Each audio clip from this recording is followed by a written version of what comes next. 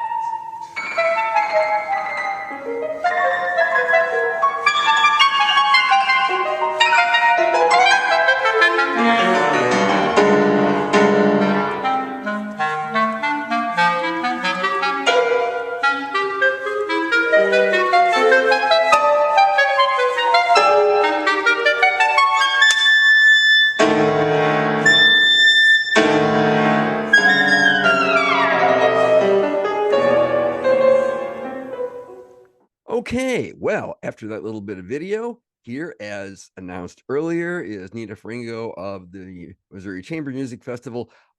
It's been a year, hasn't it? We were just discussing that. I can't believe it. Yeah. Welcome back a year later to Chuck's Culture Channel. And it's season 14 that you want to talk about this time around. But first, you've got a trivia night coming up. Yes, we do indeed. It's our third trivia night, and we're calling it Game Changers, which is tying in with some of the thematic programming of our season 14. But this fun-filled trivia night is going to be held on Friday, November 10th at the Heights, which is on Dale Avenue in Richmond Heights. Right behind me here, yeah. Yeah. And let's see, what can I tell you? The trivia begins promptly at 7, doors open at 6. We've got all the things you'd love when you go to trivia. It's side games, Dead or Alive, there's a wine pull, and we're also doing a very special silent auction. And what makes it special for us is that you get a lot of things at a classical music silent auction that you don't maybe expect to see other places. So very fun house concerts in intimate settings with great musicians. We're also this is for the second year in a row, we have a composer who is donating a piece. So donating a commission of a piece. So you can bid on having an original work composed for you. And our composer this year is the wonderful Kim Portnoy from Webster University. And yeah, we're really looking forward to it. Okay. Yeah, Kim Portnoy, a name which will be familiar to fans of the local jazz scene, certainly. Absolutely. Yes. Yeah. So, and that's all coming up on the 10th at the Heights at Maplewood. With this theme of Game Changers, we're encouraging people to decorate their table with their favorite board game, and we've got some judges who will go around and make the determination who's going to win the prize for best themed table and all of that. So very good. So let's talk about that season that this is helping to support. You've got some unusual stuff coming up. You've got the one of the rare performances of Schönberg's Pierrot Lunaire. Yes. So why don't you tell us a little bit about that? Because I don't know how many people have ever actually heard or seen a performance of that. Yes. So this is in our final concert of season 14, which will be taking place on June 21st, 2024. And one thing to note about that date is not only is it the longest day of the year, but we happen to be getting a full moon that night. Ah, And some of you may know and that Schönberg had a really big thing with the number 7. So the whole structure of Pierrot Lunaire, which is a melodrama for soprano and mixed ensemble, which I'll get to the importance of that in a second. But he has set 21 poems mhm, into 3 sections of 7 each. And we've got the wonderful soprano Jana Beatty, who's joining us from Yale University, where she's on faculty. Jana is someone that I've worked with a lot over the years in Boston. We were both doing a lot of new music in the Boston scene years ago. On that program, this program is in partnership with the Kemper Art Museum. mhm. At Washington University. And we're going to be focusing and talking about the German Expressionism in music, as well as in the art collection that's there. The whole, also featured on that program will be the world premiere of a piece written, a multimedia piece, so Ah, written for video and piano trio by the French composer Florent Gis. And we're just so excited to be able to commission him and work with him. His piece is called Experiments in Augmented Banality. And one of the things that we're talking about throughout the whole season 14 is kind of how we innovate in music and in this creative expression, elevating ordinary things. Another piece on that program is Caroline Shaw's 1000th Orange, and in which she's kind of been thinking about that same thing, where she's thinking about how many artists over how many years have painted still life of mm, fruit, yes. and that there's something so uniquely beautiful about that, and how we can elevate just these ordinary objects around us and really find joy and inspiration in our world. That sounds like a very expressionist kind of thing, banality. Mhm. I'm thinking, I mean, that reminded me immediately of a piece by, I think it's by Webern, that was musical postcards, basically. Mhm. Mhm. Yeah. And Caroline Shaw will be a name that should be familiar to St. Louis Symphony listeners, because we have done some of her pieces at the symphony, or we have seen them within Yes. last year or so. Yes. That's very Uh, cool. it is. It's a really great partnership with the museum. We'll be kicking off the whole festival on June 6th with a reception at the Kemper, in which we discuss, so almost like a symposium and reception, where we'll be talking with the head of the a collection there at the Kemper Art Museum. She'll be discussing the German Expressionist works that are in the collection. And we'll also have Florent Gis there to speak Hmm. about his process with composing this piece. One of the things that I felt tied Florent's work to Schönberg's is this idea of, Schönberg had innovated this Sprechstimme, or Right. speech singing, and it's highly dramatic. It's just this kind of hyper angsty thing that's happening. And Florent actually does a lot of that. He creates sort of melody out of video sampled things that he's found. So he's kind of creating his own Klangfarben melody, but which he calls a video music.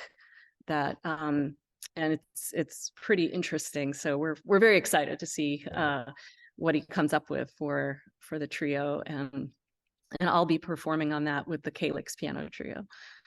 Okay, yeah, we need to talk about that in a second. I just want to clarify for everybody. I mean, Sprechstimme, if you're not familiar with it, is I think it's pretty much unique to Schoenberg, but it's a style of singing that is, as you say, it's halfway between speaking and singing. So it's like Mhm. speaking, but with intonation, almost like, I guess, the way Chinese is an intonation based Mhm. language.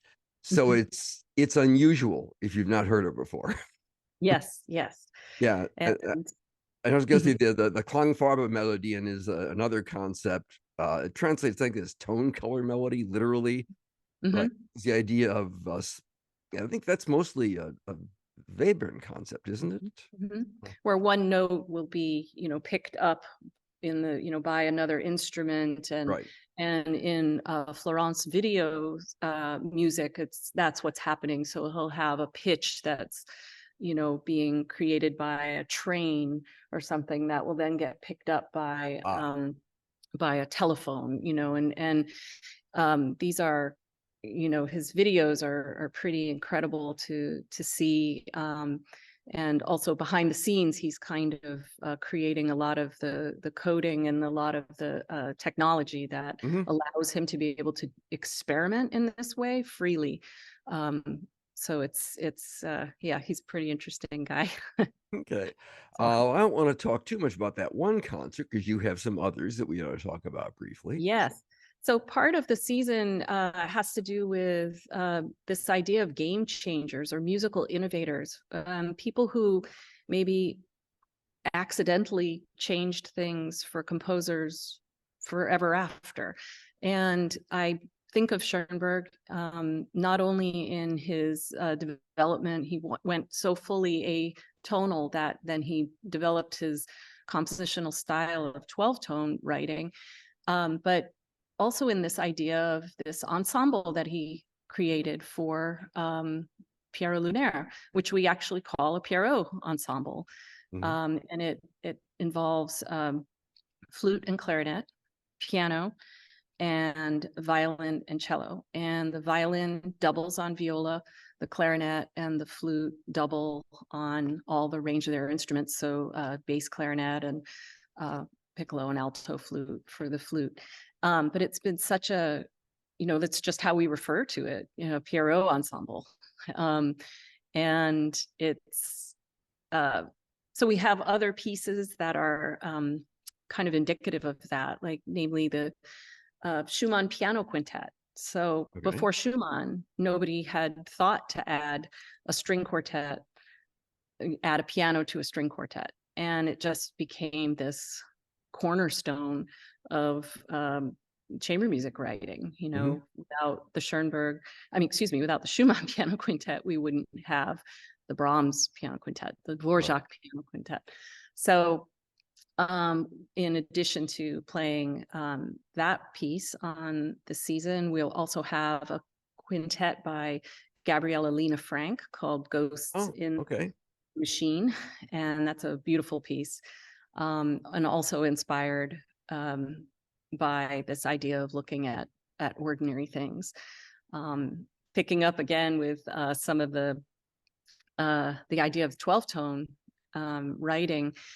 Uh, it's actually been a dream of mine to be able to play this piece that Stravinsky wrote. So Stravinsky was a great, I don't know, he's like the Picasso Mhm. of music writing, where he could do anything. He just this and wanted to try everything. It was almost as if he thought, well, that's an idea. He didn't innovate the idea, but he thought he could do the idea better than anyone Mhm. else, and often was right. So I think Yes.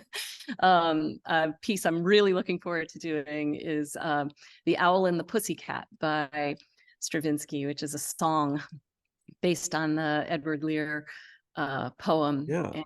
And so Jana and I will be doing that on one of the concerts, the lunchtime or the morning concert that's going to be held at the Des Lee Auditorium on Wednesday, June 19th Okay. at 10:30 in the morning. I want to mention right now, by the way, that you don't have to write down, if you're watching this out there, you don't have to write any of this down. Look in the video description field right underneath me, and you will see all the links to all this stuff. So you'll know what's coming up. Yes.